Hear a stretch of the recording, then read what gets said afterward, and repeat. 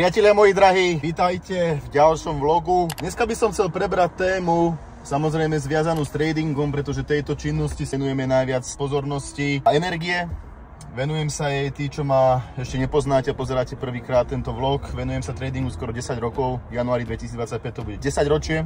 A chcel by som dneska s vami prebrať myšlienky zviazané s kritikou, hejtom, dosť často názormi, ktoré sú postavené na minimálnych skúsenostiach alebo počutia a podobne. Je taká fáma, že na tradingu stráca až 90% traderov, obchodníkov. Pravda je taká, že stráca viac ako 95% obchodníkov a nestráca to kvôli tomu, že títo ľudia nevedia sa naučiť technickú či fundamentálnu analýzu a podobne, pretože je to podobné ako šoférovaním. Samozrejme ľudia, ktorí majú 16-17 rokov, nikdy nesedeli za volantom, tak keď posadíte niekoho za volant a ukáž mi spojku, ukáž mi plyn, najmä keď je to manuál, tak bude z toho proste vyhúka, nebude vedieť, o čo ide. Ale osoba, ktorá jazdí už 10-15 rokov, ja mám vodičák od doby 2009, čiže presne 15 rokov jazdím a jazdím pravidelne, objazdil som celý svet, dá sa povedať, či Thajsko, Vietnam, Rakúsko, Nemecko, Slovensko, Poľsko, Česko, Anglicko, Dubaj a tak ďalej, čiže tí skúsenosti a mám stovky tisíc kilometrov prejazdených, čiže je to úplne niečo iné, než keď som začínal jazdiť v Lučenci, keď som dostal svieži vodický preukaz. To isté, keby som mal začiatok názor, že vieš, štatisticky vychádza, že každá tretia osoba má autohaváriu alebo každá 10. osoba nevie dobre šoférovať a podobne, tak dosť pravdepodobne by som si ten vodičák nerobil a podľahol by som nejakej panike, strachu, aby som sa samozrejme tomu vyvaroval a dneska by som jazdil mestskou komunikáciou. Videl som sa sám sebou a tým, že som chcel vodičák, že som ten vodičák chcel mať, chcel som samozrejme jazdiť. Takisto, ak ide o komenty, napríklad v predchádzajúcom vlogu, ktorý som pridal minulý týždeň, bol koment, že väčšina ľudí aj tak v tom tradingu stráca a nevie sa tam nájsť a je vždy len stratová a niekedy ľudia prichádzajú veľké čiastky, veľké peniaze. Nie je to len tak, že trading je činnosť, na ktorej sa len stráca a všetci strácame. Samozrejme ľudia, ktorí to berú smrteľne vážne, učia sa, zdokonalujú sa, vedia, že si to vyžaduje čas, tak samozrejme po čase je dosť pravdepodobné, že úspejú. Ale keď ja som začínal, v tom čase neboli niečo také ako fundované spoločnosti. To znamená, je to spoločnosť, ktorá, keď prejdete si nejakou skúškou, tzv. Challenge verifikácia, tak dostanete automaticky zmluvu, kde v zmluvných podmienkach si daná spoločnosť bere stratu na svoje triko. Čiže týmto pádom, keď stratíte, neviem, 10% z kapitálu, budete diskvalifikovaní, nemusíte tých 10% firme vracať. Kto chce, môže ísť ďalej, môže znovu ísť do challengeov a tak ďalej a tak ďalej. Od doby 2020 do 2024 som organizoval one-on-one mentoringy. Všetci ľudia mali podobný handicap. To bolo nesprávne ovládanie emócií, nastavovanie si nesprávnych cieľov a najmä chamtivosť. Čo som chcel proste povedať a dosť často vysvetľoval XYZ ľuďom je to, priatelia moji, každá osoba má iný životný štýl, iný životný príbeh. Napríklad, ja mám taký životný príbeh, že ja som osoba bez maturity, ktorá si čím bola staršia, bola si viacej vedomá, že zubár, lekár, právnik zo mňa nikdy nebude.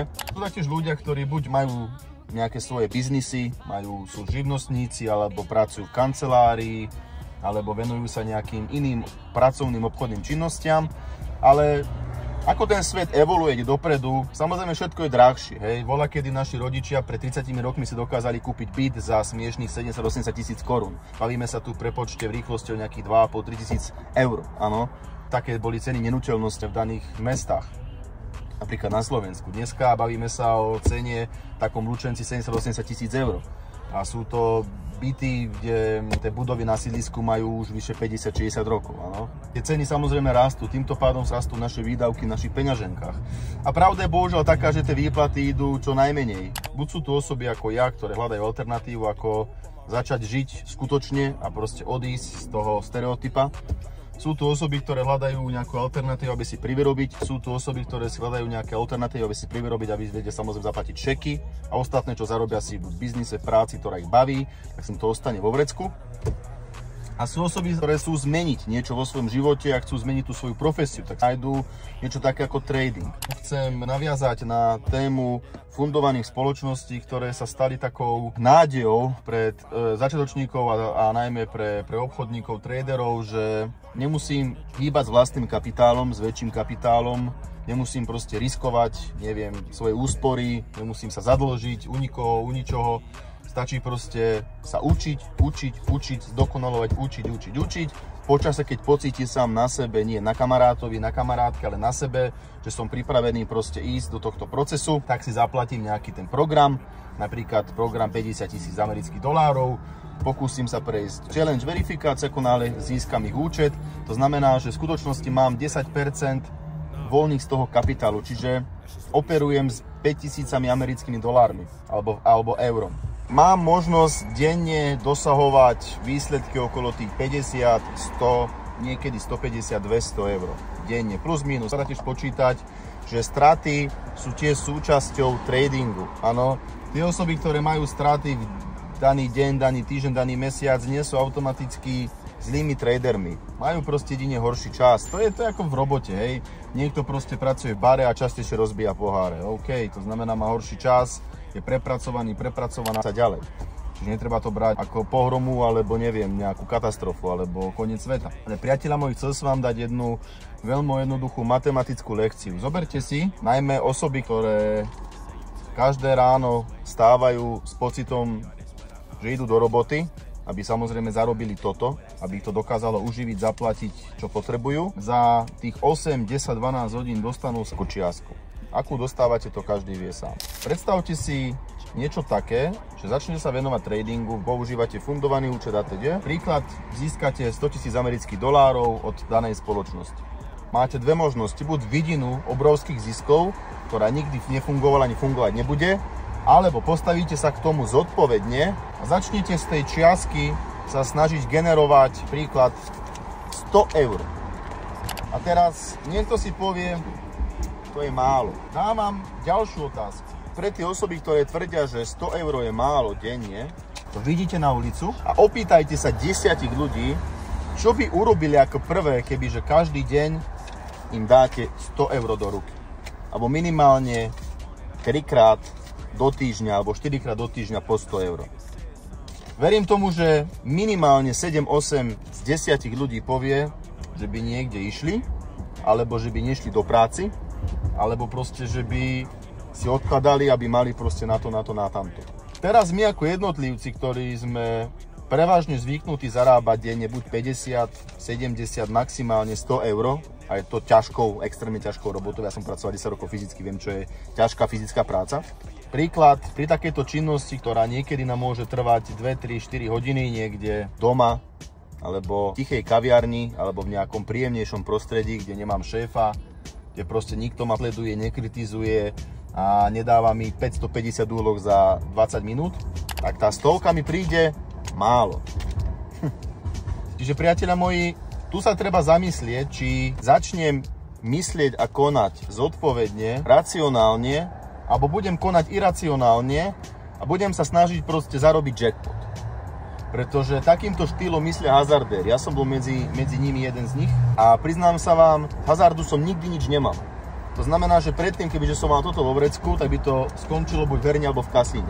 Záleží, v akom podnapitom stave by som bol. Koľko by toho bol. Ale ak chcem robiť biznis, skutočný biznis, najmä chcem získať späť svoj čas, tak musím myslieť racionálne a postaviť sa zodpovedne voči tomu. Pred 5, 7, 8, 10 rokmi som zarábal 50 na deň.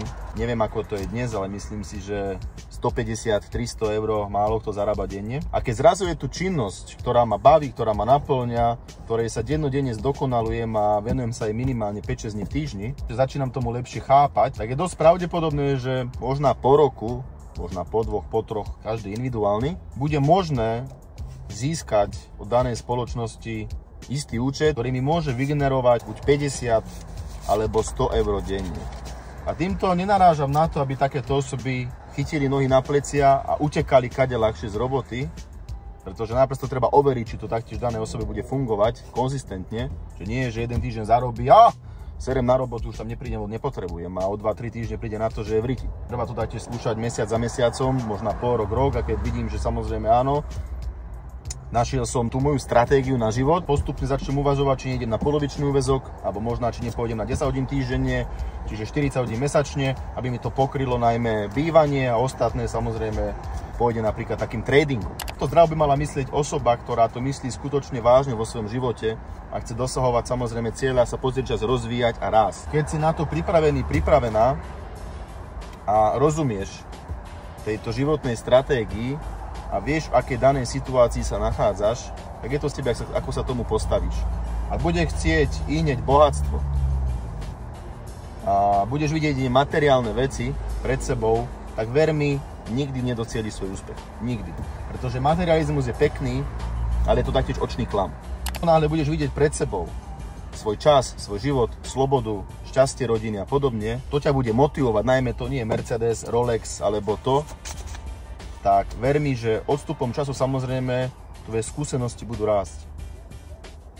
A nie len vďaka tomu, že si mal šťastie, mala šťastie, ale vďaka tomu, pretože celú energiu a voľný čas tomu venuješ. A ver mi, že niekto povie, Tomáš, vieš, 8 hodín pracujem, nemám čas, lebo to a tamto, lebo musím rybku nachovať, s obsom musím ísť vonka, mám priateľku, vieš, tak, chci ísť do reštaurácií, do kaviarní. Všetci máme niečo.